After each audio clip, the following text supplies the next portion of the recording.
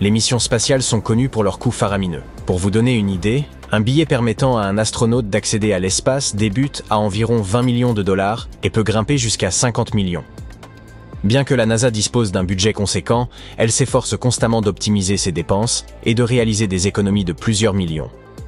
En outre, l'agence a compris depuis longtemps qu'il n'était pas indispensable de se rendre sur une lune de Saturne pour y chercher des traces de vie extraterrestre, car toutes les conditions propices sont déjà réunies dans le Wyoming.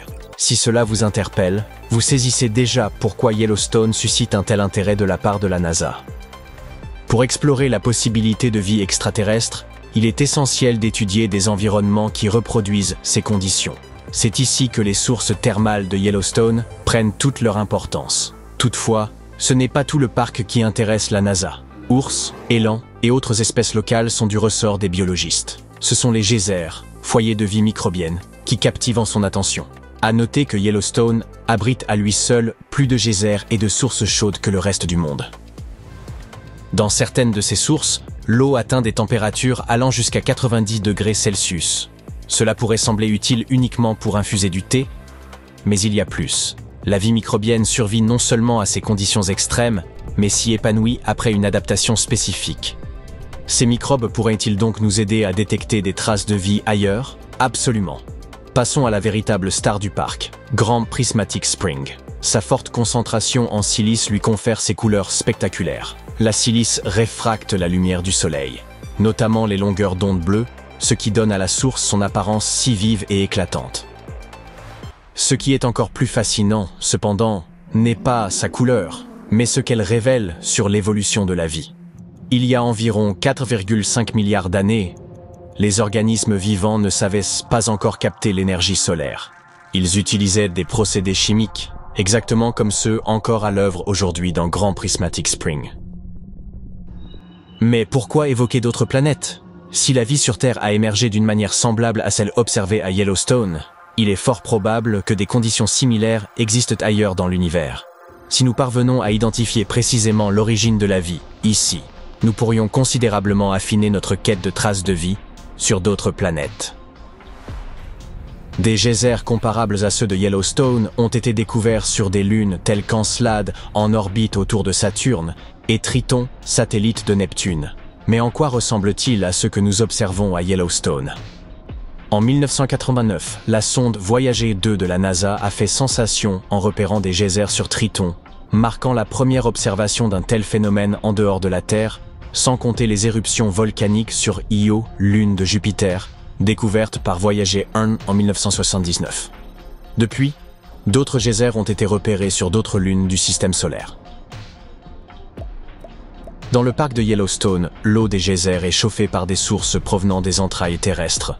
En revanche, sur certaines lunes lointaines, la chaleur provient des forces de marée générées par l'attraction gravitationnelle des grandes planètes autour desquelles elles gravitent. Tout comme les marées terrestres sont influencées par la Lune et le Soleil, ces lunes connaissent des phénomènes similaires à une échelle bien plus vaste. Sous leur épaisse couche glacée, se trouvaient des océans chauds et salés, isolés par cette couche de glace. Les forces de marée, en rapprochant et éloignant les lunes de leur planète, génèrent une chaleur suffisante pour projeter l'eau chaude dans l'espace lorsqu'une fissure se forme. Cette croûte gelée, avec l'eau chaude en dessous, évoque un étang pris dans la glace sur Terre. Mais pourrait-il y avoir des formes de vie évoluant dans ces océans cachés, comme les créatures vivant sous la glace des étangs? Les scientifiques veulent en avoir le cœur net. La NASA envisage d'envoyer des sondes de pointe explorer ces lunes lointaines à la recherche de signes de vie.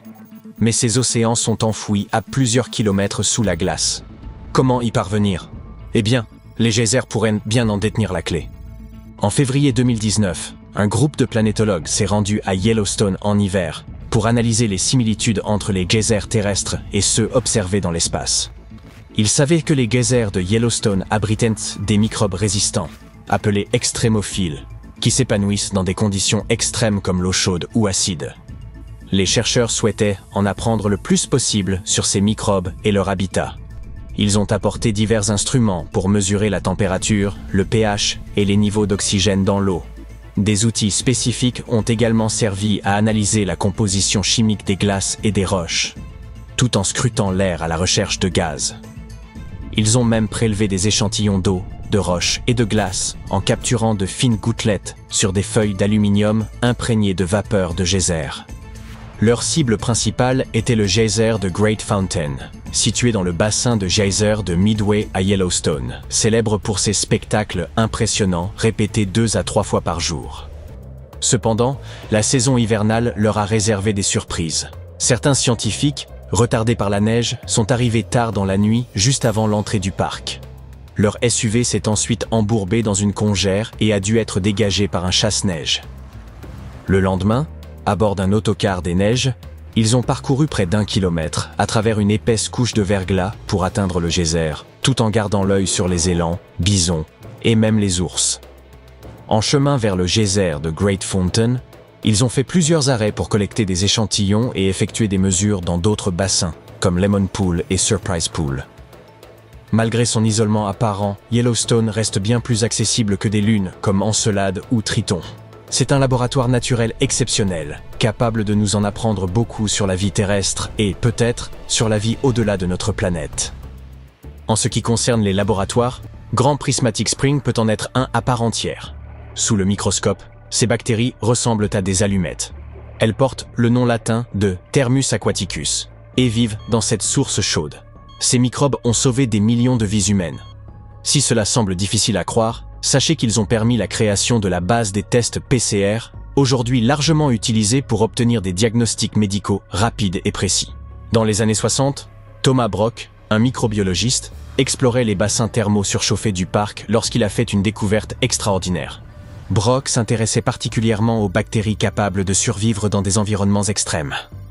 Pendant 10 ans, il a étudié les geysers et sources thermales de Yellowstone et a découvert, dans une source appelée Mushroom Pool, un microbe capable de survivre dans une eau proche de l'ébullition. Ce petit organisme, Thermus aquaticus, a révolutionné la science. Pourquoi ? Eh bien, ce microbe est essentiel à la technique PCR, ou réaction en chaîne par polymérase, utilisée pour copier rapidement des échantillons d'ADN. Avant sa découverte, la chaleur endommageait les enzymes maintenant l'ADN intact, compliquant ainsi le processus. Mais grâce à Thermus aquaticus, les scientifiques peuvent réchauffer et refroidir les échantillons sans les dégrader, rendant le processus plus rapide et plus efficace. Cela a été rendu possible grâce à la purification d'une enzyme nommée Taq polymérase, extraite de ce microbe. Les microbes de Yellowstone pourraient également devenir votre allié pour un petit déjeuner durable et savoureux. Un microbe unique, découvert au cours de recherches financées par la NASA, est aujourd'hui transformé en galette végane pour le petit déjeuner et en fromage à la crème. Ce microbe, trouvé dans une source chaude et baptisé Fusarium flavolapis, suscite l'intérêt des passionnés de l'espace comme source potentielle de protéines pour les missions spatiales prolongées. De plus, il utilise beaucoup moins d'eau et de terre que la production de bœuf, ce qui en fait un choix écologique. À l'origine, les chercheurs ont étudié ce microbe pour produire des biocarburants, mais ils ont vite découvert qu'il pouvait être cultivé en protéines complètes, avec une texture semblable à celle du poulet. Ce produit, commercialisé sous le nom de FI, peut être transformé en divers aliments grâce à un processus de fermentation garantissant l'absence de contaminants. La NASA développe même un bioréacteur pour cultiver du FI dans l'espace. Restez à l'écoute.